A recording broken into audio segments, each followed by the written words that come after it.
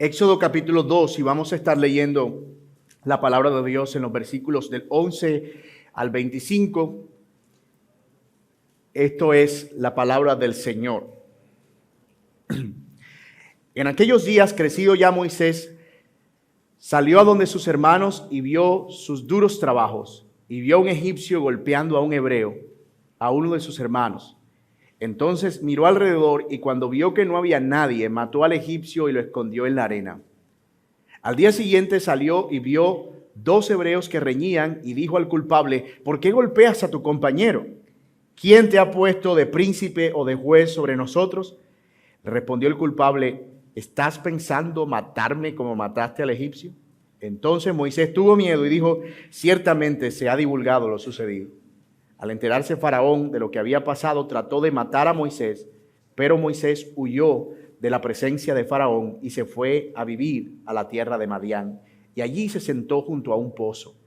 Y el sacerdote de Madián tenía 7 hijas, las cuales fueron a sacar agua y llenaron las pilas para dar a beber al rebaño de su padre. Entonces vinieron unos pastores y las echaron de allí, pero Moisés se levantó y las defendió y dio de beber a su rebaño. Cuando ellas volvieron a Reuel, su padre, les preguntó: ¿por qué han vuelto tan pronto hoy? Un egipcio nos ha librado de la mano de los pastores, respondieron ellas, y además nos sacó agua y dio a beber al rebaño. Y Reuel dijo a sus hijas: ¿y dónde está? ¿Por qué han dejado al hombre? Invítenlo, que coma algo. Y Moisés accedió a morar con aquel hombre, y le dio a su hija Séfora por mujer a Moisés. Ella dio a luz un hijo y Moisés le puso por nombre Gersón, porque dijo: peregrino soy en tierra extranjera. Pasado mucho tiempo murió el rey de Egipto y los israelitas gemían a causa de la servidumbre y clamaron, y su clamor subió a Dios a causa de su servidumbre, y Dios oyó su gemido y se acordó de su pacto con Abraham, Isaac y Jacob, y Dios miró a los israelitas y los tuvo en cuenta. Señor, te pedimos que nos hables y nos bendigas por medio de tu palabra en esta mañana. Que seamos, Señor, animados y edificados, y que nuestros ojos puedan ver con claridad la belleza del Evangelio, los atributos de Dios en este pasaje, pero también, Señor, cómo tan a menudo, impulsados por nuestros pecados, Señor, traicionamos, Señor, tu llamado y abandonamos, Señor, lo que tú nos has llamado a hacer. Ayúdanos a ver, Señor, que no hay nada más hermoso que podamos hacer que renunciar a todo por servirte, y que a través del ejemplo de Moisés nosotros podamos, Señor, fijar nuestros ojos en Cristo, el autor y consumador de nuestra fe. Es en el nombre de Jesús que te lo pedimos. Amén. Amén. En el mundo del fútbol o del soccer, para mis hermanos estadounidenses, existe una larga lista de jugadores que por sus características prometían ser estrellas. Niños maravilla les llamaban. Pero debutaron tempranamente y la presión de los medios, la fama o la pesada mochila de ser comparados con otros que habían alcanzado cierto nivel de éxito a lo largo de su trayectoria los abrumó. Tomaron malas decisiones y terminaron sus carreras abruptamente sin siquiera llegar a rozar el éxito de un jugador promedio. Y esto no es algo que pasa solo en el mundo del deporte, sino en muchos otros entornos. El pretender alcanzar antes del tiempo aquello que es resultado de una larga trayectoria y esfuerzo. El pasaje que nosotros vamos a ver hoy continúa la historia del libertador de Israel, de Moisés, uno cuyo nacimiento estuvo marcado por el drama y la evidencia de que ciertamente Dios tenía un plan glorioso que llevar a cabo con él. Y aunque es posible que la mayoría de ustedes estén familiarizados con el desarrollo de la vida de Moisés, este importante hombre de las Escrituras, es claro que la palabra de Dios no es acerca de las hazañas y proezas de sus héroes, sino acerca de Dios, quien es finalmente el protagonista de su gran historia. Moisés fue un niño maravilla, realmente, fue un niño maravilla, una promesa libertadora para Israel, pero algunas de sus decisiones no fueron sabias y terminaron por traer consecuencias drásticas. Pero todo eso estaba bajo el control soberano de Dios. Y en su providencia, Dios usaría eso, todo su aparente fracaso, para mostrarse como el verdadero libertador de Israel. Que si bien no desecharía a Moisés, porque Dios no desechó a Moisés por completo, sí le mostraría que si el pueblo de Dios iba a dejar la esclavitud, no era por el niño maravilla, iba a ser por la mano poderosa del Dios que liberta. Y ese es precisamente el argumento para nuestro sermón en la mañana de hoy. Mientras que Moisés como libertador fue desterrado de Egipto el día que debutó como libertador, Dios, por el contrario, es quien trae verdadera liberación por su fidelidad y misericordia. Moisés es descartado, desterrado de Egipto el día de su debut como libertador, pero Dios aparece en la escena como el verdadero libertador de Israel por su fidelidad y por su misericordia. Así que basados en ese argumento vamos a ver nuestro texto a la luz de nuestros ya registrados en copyright 3 encabezados. Primero, el libertador frustrado, vamos a verlo en versículos del 11 al 14. En segundo lugar, veremos el libertador forastero. Y en tercer lugar, veremos al libertador fiel y compasivo. Al libertador frustrado, veremos a Moisés como un libertador forastero, pero luego veremos a Dios como el verdadero libertador fiel y compasivo. Así que miren nuestro texto en el versículo 11. En aquellos días, crecido ya Moisés, salió a donde sus hermanos y vio sus duros trabajos y vio a un egipcio golpeando a un hebreo y a uno de sus hermanos. Entonces miró alrededor y cuando vio que no había nadie, mató al egipcio y lo escondió en la arena. La historia de Moisés continúa aquí en el versículo 11 y da un salto significativo. En el versículo 10, Moisés era un niño criado por su madre, que había sido rescatado por la hija de Faraón y que ahora estaba siendo amamantado, ¿verdad?, por quien le había dado a luz. Pero en el versículo 11 ya aparece un Moisés crecido, probablemente alrededor de unos 40 años, y no hay mucho que sepamos de la vida de Moisés, no a la luz de Éxodo y tampoco a la luz del resto del Nuevo Testamento. Pero Hechos capítulo 7, que es ese discurso que da Esteban cuando estaba a punto de morir y que hace una recapitulación donde él hace un resumen de todo lo que es la historia del pueblo de Israel, él nos da algunos detalles no conocidos en el Antiguo Testamento de lo que fue esa vida de Moisés. Mire lo que dice el versículo 17. Fue por ese tiempo que Moisés nació. Se nos dice que era hermoso a la vista de Dios y fue criado por 3 meses en la casa de su padre. Después de ser abandonado para morir, la hija de Faraón se lo llevó y lo crió como su propio hijo. Moisés fue instruido en toda la sabiduría de los egipcios y era un hombre poderoso en palabra y en hechos. Mira, aquí se nos amplía un poco más la biografía de Moisés. Él era instruido en toda sabiduría de los egipcios, pero además era un hombre poderoso en palabras y en hechos. Pues lo vemos que mató a un hombre de un puño. Tenía que ser muy poderoso. Como vemos, Moisés recibió una formación extraordinaria, escuchen, en el corazón de la civilización del mundo en aquella época, en Egipto. Él creció como un príncipe entre palacios y entre gobernantes, entre la belleza y el esplendor del reinado, pero por alguna razón su corazón siempre se mantuvo inclinado hacia su pueblo, hacia los débiles, hacia proteger a aquellos que estaban viviendo en esclavitud. Y es esa misma pasión la que un día llevó a Moisés a visitar a sus hermanos. Por supuesto, Moisés nunca perdió de vista que él era un judío, que él era un hebreo. Y esto tiene que ver tal vez con el trabajo que su madre hizo mientras le amamantaba. Muy seguramente Moisés durante toda su crianza estaba escuchando una y otra vez tras vez, la ley de Dios, Deuteronomio 6, Deuteronomio 7, las leyes de Levítico. Es decir, muy probablemente fue enseñado e instruido en todas esas verdades. Así que Moisés, el niño maravilla y joven promesa en la categoría de libertador de esclavos, debuta.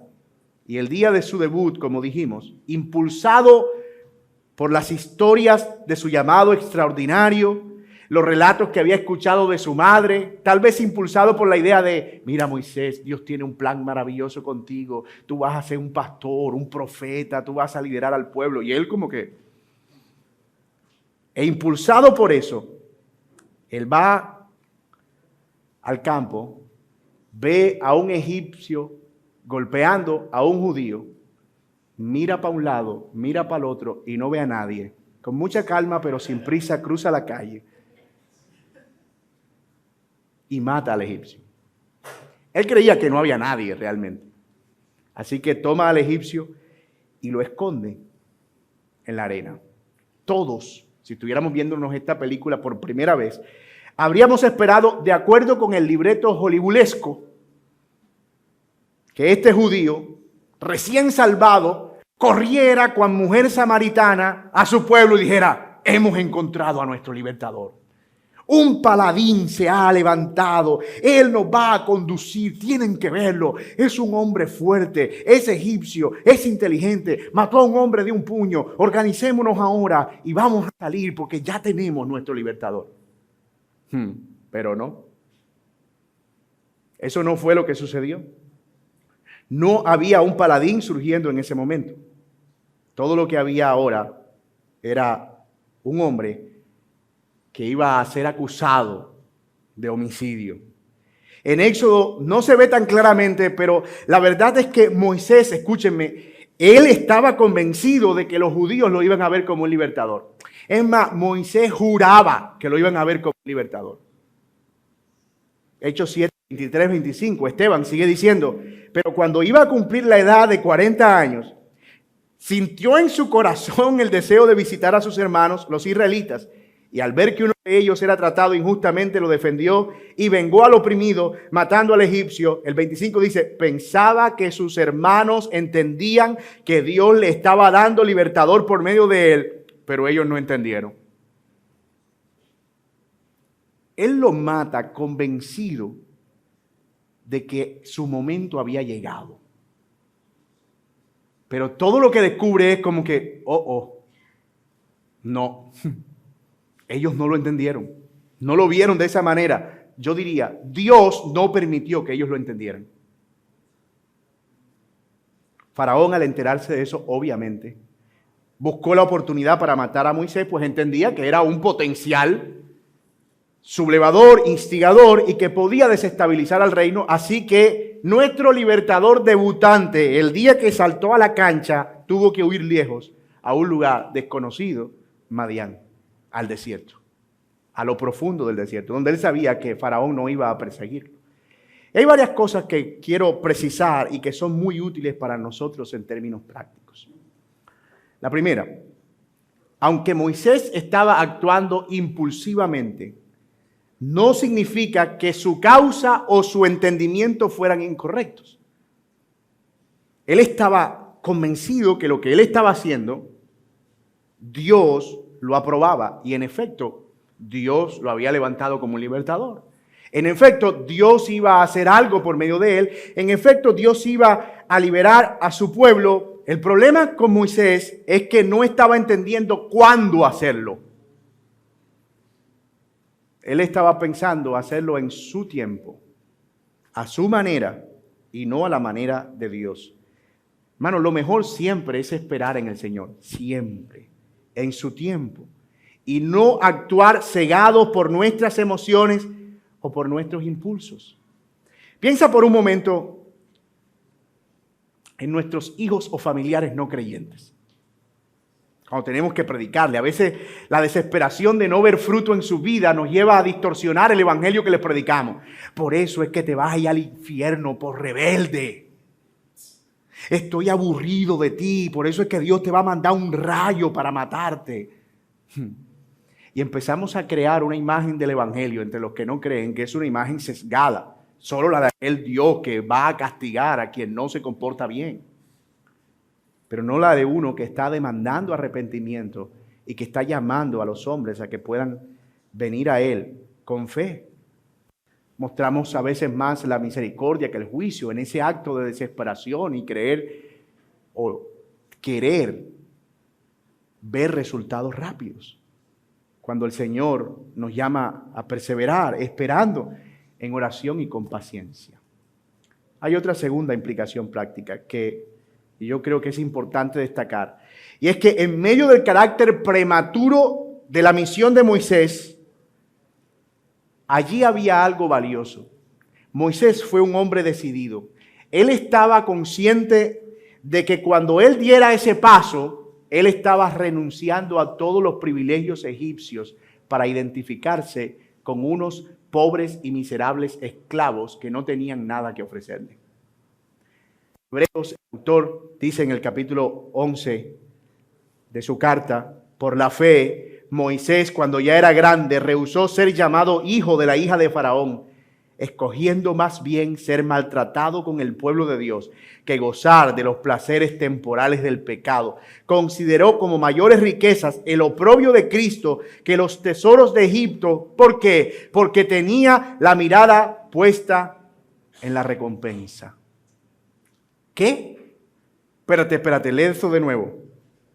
Consideró como mayores riquezas los oprobios. ¿De quién? De Cristo en Éxodo. Moisés, sí. Probablemente no como nosotros entendemos a Cristo ahora, pero sí como el Mesías que él sabía que había sido prometido. El libertador que Dios había anunciado desde la caída. Y eso es increíblemente abrumador. Aunque Moisés no había visto a Cristo nunca, sino solo escuchado de la promesa alrededor de un Mesías que traería salvación, él estuvo dispuesto a dejarlo todo y cambiar la gloria del mundo para servir y buscar la riqueza de Cristo.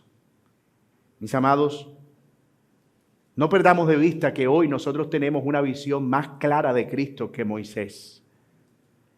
Y si Moisés, viendo entre las sombras, pudo ser tan decidido al comprender la riqueza del Salvador, ¿no tenemos nosotros una demanda mayor al haber visto a ese Salvador en su esplendor muriendo en la cruz por nuestros pecados? ¿No deberíamos nosotros estar más convencidos que Moisés y dispuestos a cambiar la gloria de este mundo y los placeres del pecado por nuestro Señor Jesucristo? Yo espero que este pasaje, hermanos, de verdad, hoy pueda taladrar nuestro corazón y llevarnos a abrazar la idea de que no hay nada que este mundo ofrezca que sea más glorioso que lo que encontramos en nuestro Señor. No hay nada. Pero otra cosa que yo no quiero que perdamos de vista es que Dios estaba usando este evento, esta, diríamos, salida en falso de Moisés para trabajar en su vida, de modo que estuviera preparado para cuando fuere tiempo. Hermanos, equivocarnos en el principio no es fracaso necesariamente. Y todos hemos tomado decisiones que luego evaluamos y decimos, yo no debí haber hecho eso, no debí haberme mudado, yo no debí haberme cambiado, yo no debí haber comprado, yo no debí haber hecho. Pero Dios está usando incluso nuestras malas decisiones para su gloria. A veces escucho de mujeres que batallan con esposos no cristianos. En otras iglesias, aquí no, porque ustedes siempre dicen no hay nada que el evangelio no pueda arreglar. Pero la gente de otra iglesia dice, yo creo que me casé con el que no era. Y esa decisión que yo tomé fue tan mala. A mí mi mamá me dijo, no te cases. Pero yo me metí por ahí y yo creo que es por eso que yo estoy sufriendo tanto. Mira, es posible que eso haya sido una mala decisión, tal vez en yugo desigual o en desobediencia a la palabra de Dios. Pero en el plan soberano del Señor, Él puede usar eso para su propia gloria.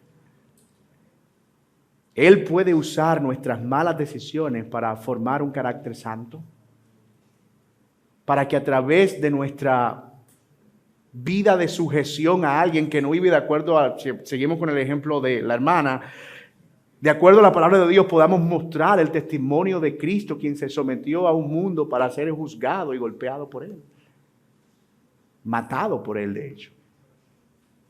Dios puede hacer que de lo que nosotros consideramos decisiones terribles en nuestra vida, Él haga resplandecer la belleza de su gloria.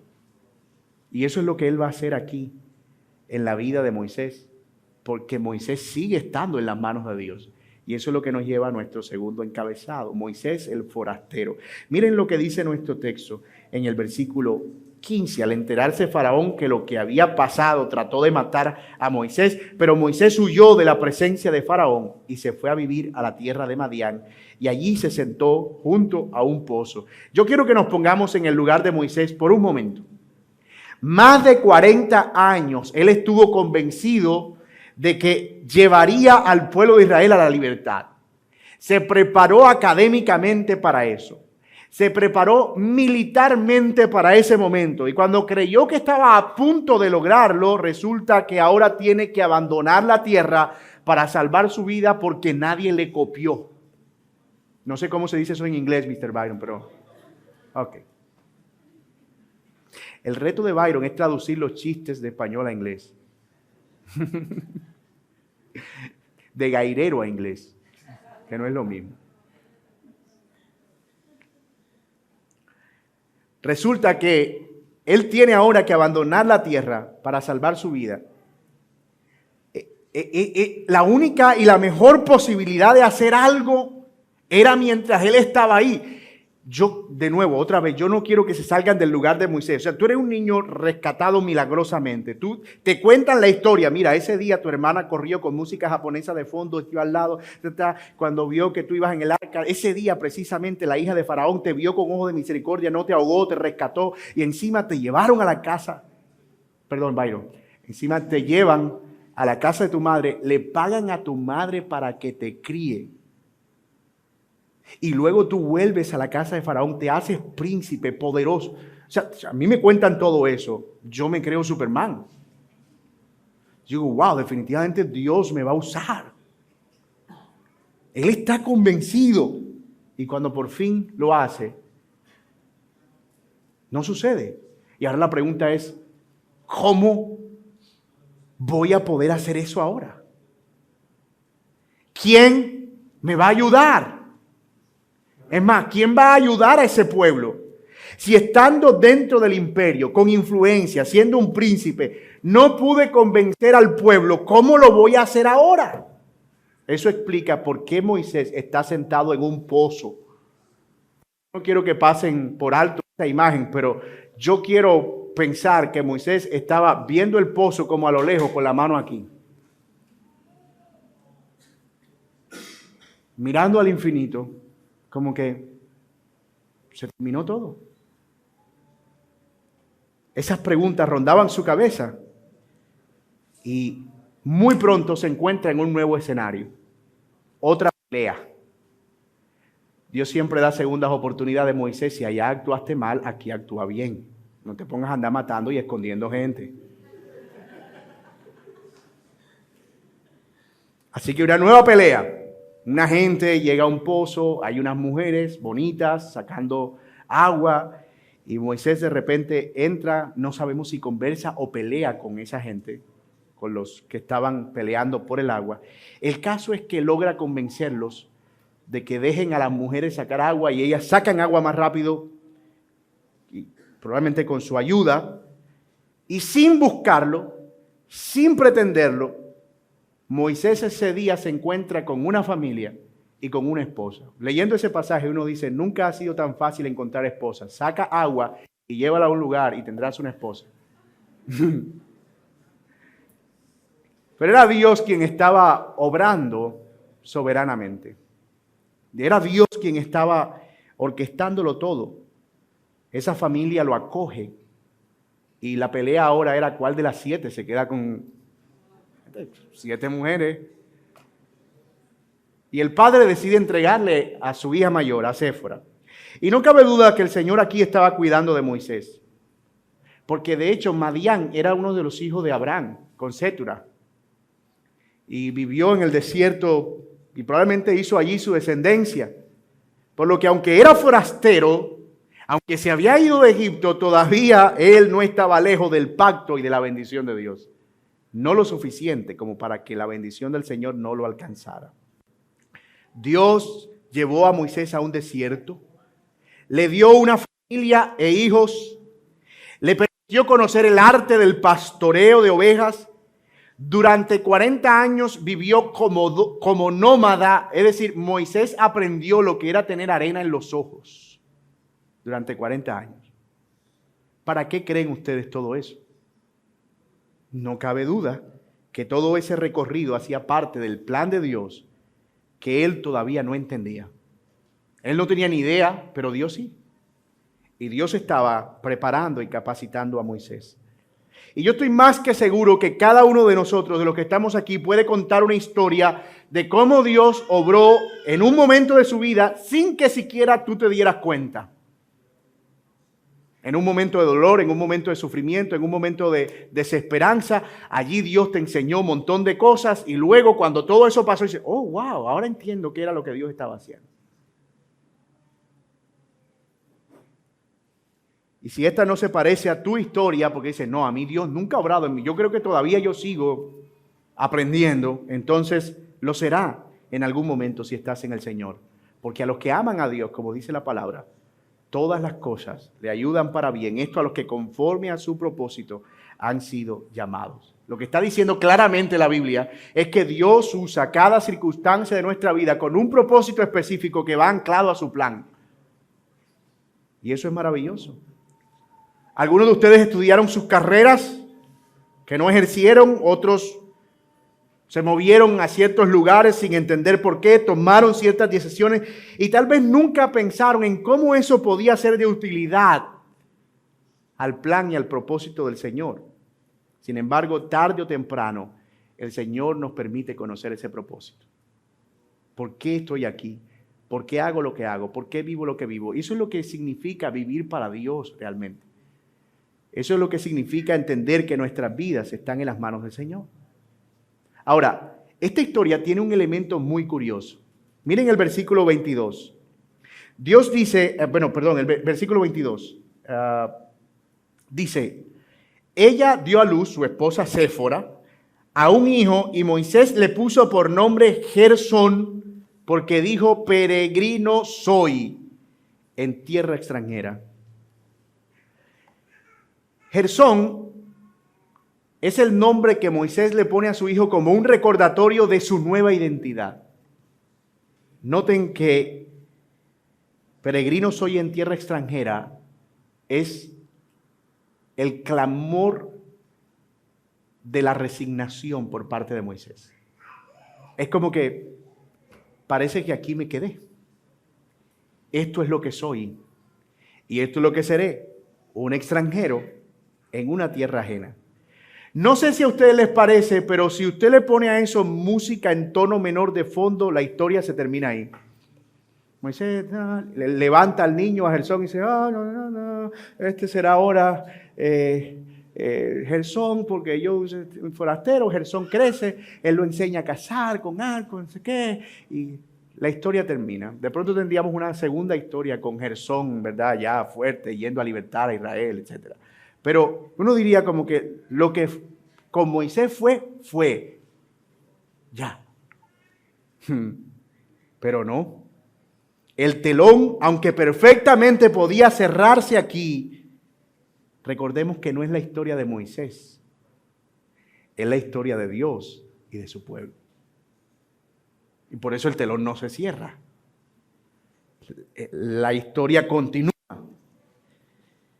Porque ahora va a entrar en escena el verdadero libertador, que no es ese Gersón entrenado por Moisés, que Moisés le enseñó todo, dice, tú vas a tomar mi lugar, ya yo voy a estar viejo, pero tú vas a ir. No, es Dios quien entra en la escena. Y eso nos lleva a nuestro tercer y último encabezado. Miren versículo 23. Pasado mucho tiempo,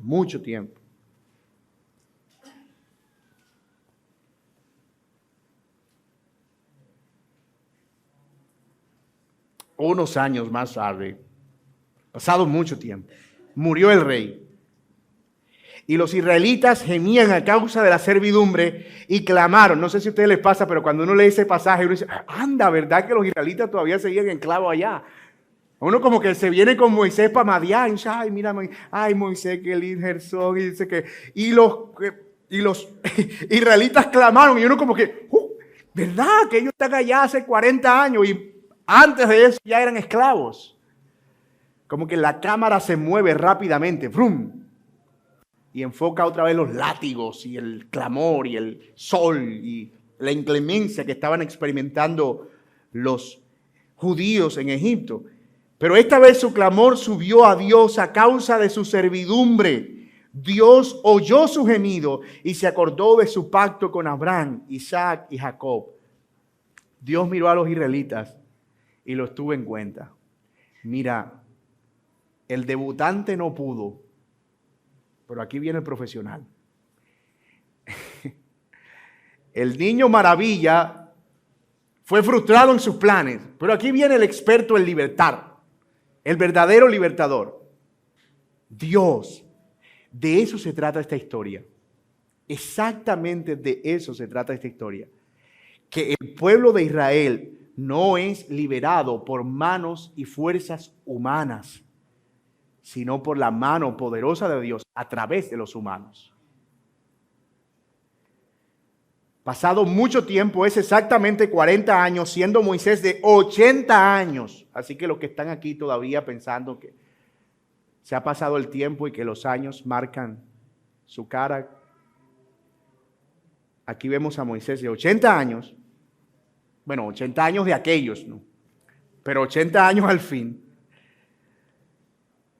Encontrándose de nuevo con Dios, eso lo veremos en la clase pasada. Pero el detalle aquí es que el faraón que quería matar a Moisés murió, pero todos los israelitas seguían todavía en esclavitud. Es decir, la situación no cambió para ellos. Sin embargo, los vientos de libertad comienzan a soplar. La liberación de Israel comenzó ese día. Aquí comenzó la gran liberación de Israel. Dios había oído el clamor de su pueblo. El verdadero libertador se puso de pie. Como cuando, bueno, ya, ok, ahora sí. Dios había estado trabajando en varios frentes. Aunque nuestras cámaras, como dije, habían estado con Moisés, no sabemos el motivo de ese retraso de 40 años. Uno diría, Dios estaba dándole oportunidad a los de la gente de la tierra prometida que se arrepintiera. Sí, eso es verdad. Dios estaba preparando a Moisés y de pronto durante esos 40 años él estaba simplemente permitiendo que él tuviera más experiencia. Eso también es verdad. Dios estaba intensificando el sufrimiento de los judíos para que clamaran de corazón y en arrepentimiento verdadero.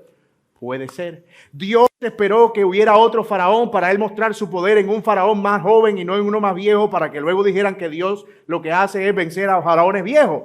Bueno, puede ser. Puede ser que todas las anteriores.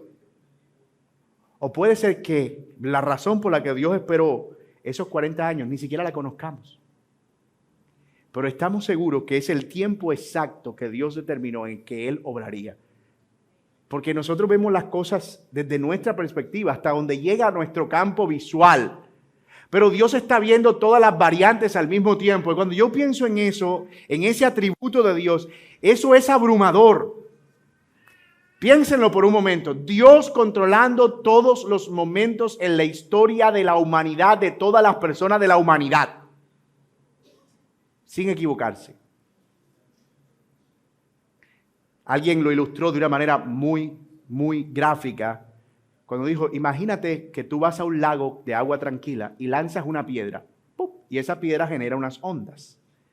Pero luego lanzas la piedra y lanzas otra piedra al mismo tiempo. Entonces las dos olas que se producen se encuentran.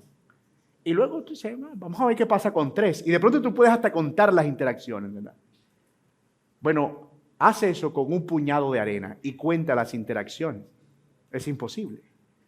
Bueno, más o menos eso sucede cuando tratamos de comprender cómo es que funciona la providencia de Dios y el control soberano de Él en toda persona y en toda circunstancia.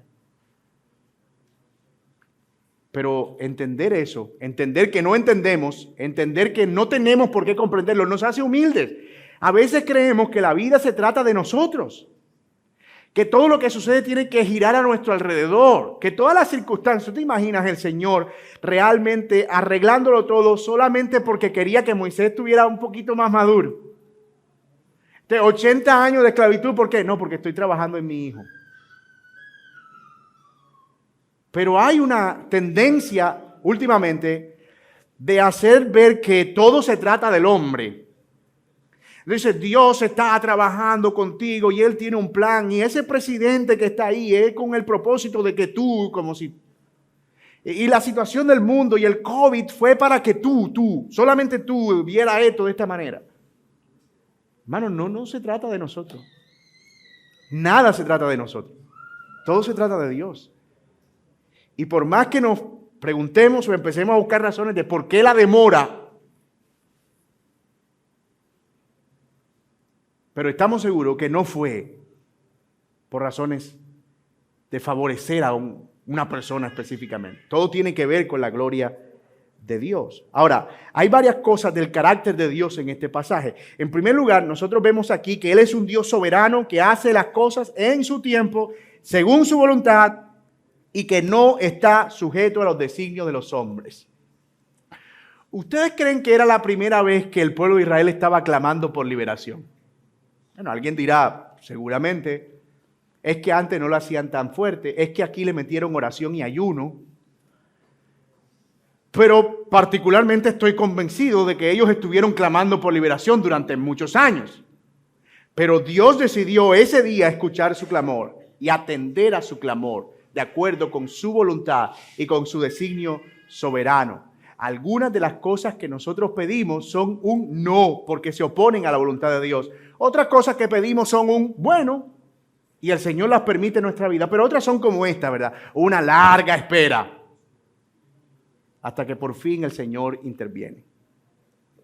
Otro aspecto del carácter de Dios es que Él es aquí en este texto un Dios compasivo que puede dolerse del dolor de sus hijos y ser sensible al sufrimiento. Dios no es un Dios indiferente que no tiene ninguna relación con sus hijos y que no puede comprender su padecimiento. Hebreos 4 dice que Él no es un sumo sacerdote que no puede compadecerse de nosotros, sino que en todo fue tentado, para que ahora pueda comprender también nuestras aflicciones. ¿Y cómo es que eso sucede? Cristo fue tentado en todo para comprender toda nuestra aflicción.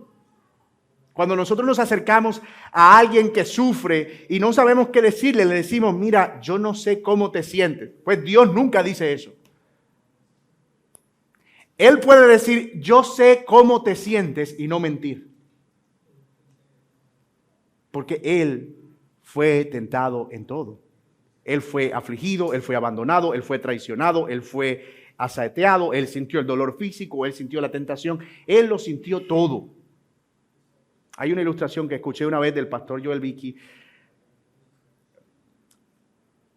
creo que fue de Tom Ascol, que me llamó muchísimo la atención porque él decía, si tú tomas dos pianos afinados a la misma frecuencia, con el mismo afinador, y metes uno en un cuarto, estamos hablando de un piano de cola, de esos pianos que tienen, metes uno en un cuarto y pones otro piano con la misma afinación en el cuarto continuo, la tecla que tú tocas en un cuarto, ¡pim!, empieza a vibrar en el otro, la cuerda de ese piano.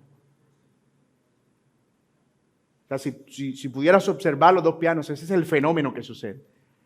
Y dice, bueno, más o menos es lo que sucede con esa identidad de Dios con nuestro sufrimiento.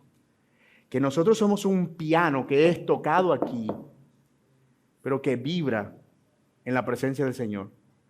En el sentido de que cuando el dolor se produce aquí, el Señor sabe que se está produciendo dolor. Y puede entender el dolor. Y puede obrar en consecuencia. De modo que cuando Dios no responde ante nuestro sufrimiento, no es por falta de compasión. Cuando Dios no responde inmediatamente ante nuestro dolor, podemos estar seguros que no es porque está lejos y no es porque falte compasión. Es por alguna razón que tal vez en ese momento no conocemos y no tenemos por qué conocerla. Es una razón que está en Él. Y por lo tanto es una razón buena, aunque no la comprendamos. La tercera cosa que vemos de Dios aquí, o cuarta, es que Él es un Dios fiel, que obra de acuerdo con su pacto y sus promesas. Dios no está actuando aquí para vengar a Moisés, ni para darle una revancha. Dios no está actuando aquí para vengarse de Faraón y castigarlo o para premiar al pueblo judío. Él está actuando en consecuencia con su pacto. Miren lo que dice el texto. Él escuchó su clamor y el 24 dice, Dios oyó su gemido y se acordó de su pacto con Abraham, con Isaac y con Jacob. Eso es lo que mueve a Dios a la acción. Su fidelidad a su pacto. Y hermanos, eso es increíble porque eso es lo que garantiza que Él será fiel a nosotros. Porque la razón por la que nosotros somos sostenidos es que ahora nosotros estamos unidos a Dios en un nuevo y mejor pacto, basado en nuevas y mejores promesas, y sellado con una mejor sangre, anclado a unas mejores disposiciones. Y si el Señor fue fiel y firme a su pacto, mostrando misericordia con su pueblo en el Antiguo Testamento, cuando aún su Hijo no había entregado su vida por nosotros, hermanos, ¿no creen ustedes que el Señor guardará nuestras vidas hasta el fin? Por ser fiel a su pacto. Por eso es que Jesús dice en Juan 10, las ovejas son mías. Mi Padre que me las dio es más grande que yo. Ninguna se perderá. Es esa fidelidad la que nos sostiene. Porque esa es la fidelidad que mueve a Dios a guardar a su pueblo. Y finalmente, Él es un Dios que actúa en favor de su pueblo. Él es el único que puede traer libertad. Aunque Moisés había mostrado algunos de estos aspectos, porque Moisés pudo sentir el dolor de su pueblo, por eso actuó. Moisés en algún sentido tuvo misericordia y compasión, por eso actuó. Nunca lo hizo en la misma proporción en que el Señor lo haría. En efecto, como son altos los cielos de la tierra, así son sus pensamientos más altos que nuestros pensamientos y su actuar más alto que el nuestro. Nosotros podemos ser santos, pero solo Él es perfectamente santo. Nosotros podemos tener compasión, pero solo Él es perfectamente compasivo. Dios es quien definitiva y verdaderamente traería salvación a su pueblo. Y eso debía quedarle claro a Moisés y también al pueblo. Dios es quien salva, no Moisés. Y yo no dejo de pensar que si Moisés hubiese logrado una revuelta 80 años antes, o sea, cambiemos el escenario. E imaginémonos que el hombre que Moisés defiende, en lugar de acusarlo, lo promueve. Y va al pueblo y dice, mira, llegó el hombre, ese es.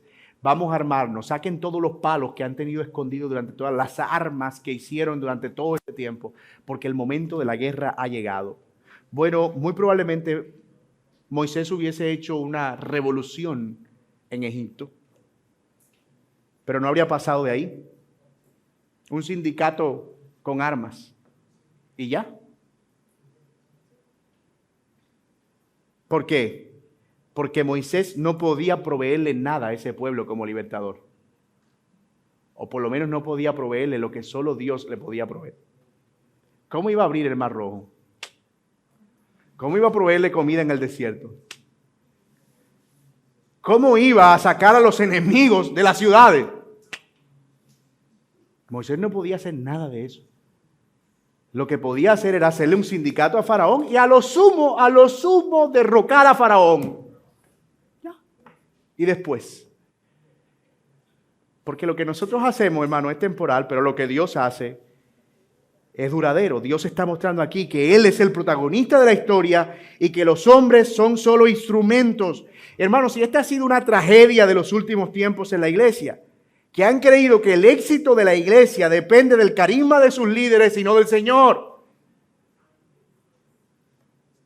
Los pastores, quienes lideran la grey del Señor, dijo Pablo, son o somos administradores de los misterios de Dios y téngannos como tal. Pero hoy ese culto al hombre ha hecho tanto daño. Ese culto a la celebridad. Hace poco veía una página de Instagram que se dedica a publicar los zapatos de los apóstoles y profetas y los costos.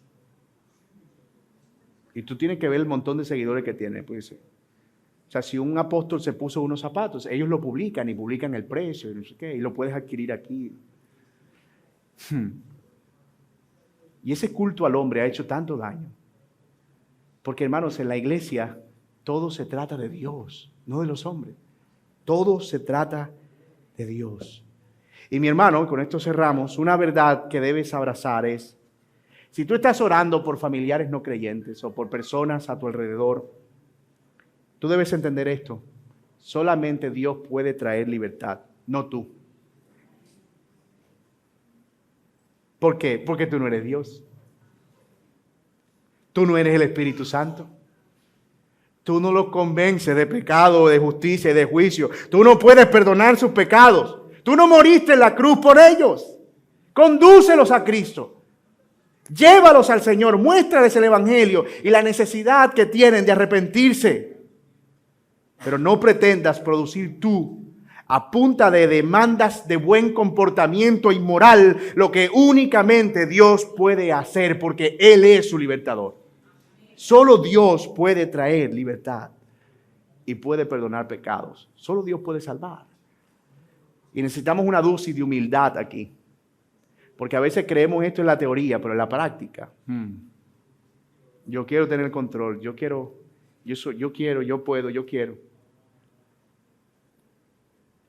¿Qué hemos visto hasta aquí entonces en nuestra historia?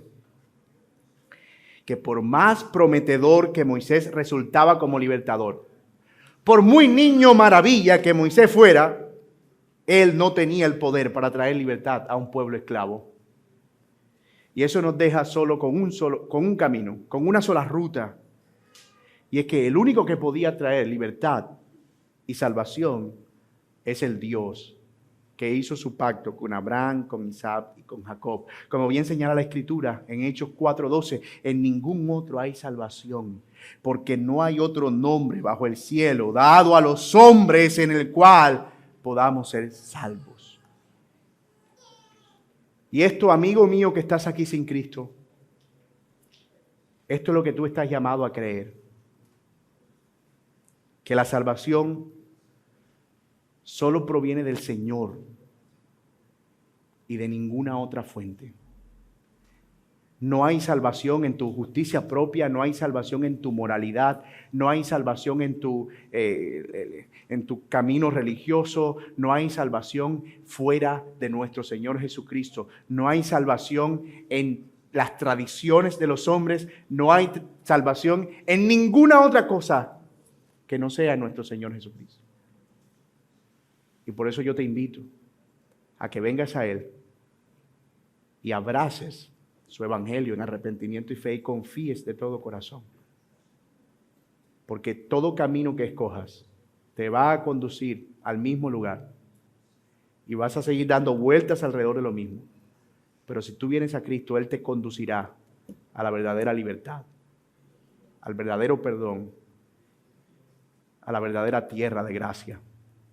Que así sea. Oremos. Amante y buen Dios,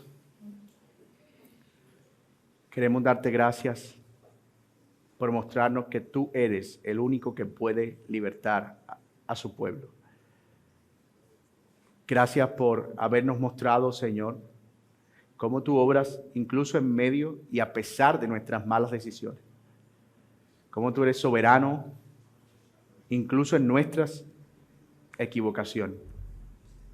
Gracias por ayudarnos a ver de una manera tan clara, Señor, que tú eres nuestro Salvador, nuestro Libertador, nuestro Redentor.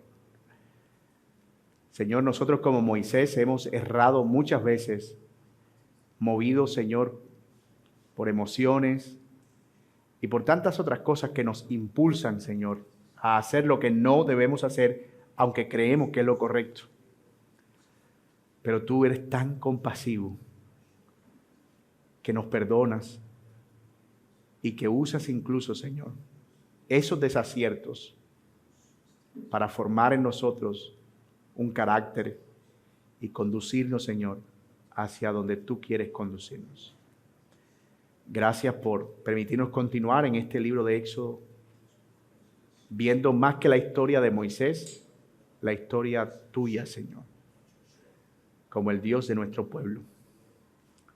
Señor, y a los que están aquí sin Cristo, Yo quiero pedirte para que tu palabra, Señor, les permita correr a ti, Señor, y arrepentirse de todo corazón y confesar que tú eres su único Salvador. Mi amigo, si tú estás aquí y esto es algo que está viniendo a tu mente y a tu corazón, allí donde tú estás, tú puedes orar y pedir al Señor perdón por tus pecados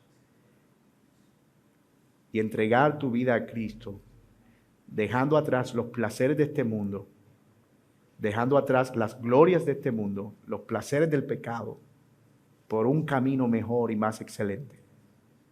Oh Señor, gracias por traer salvación en esta mañana. Es en el nombre de Jesús que oramos. Amén.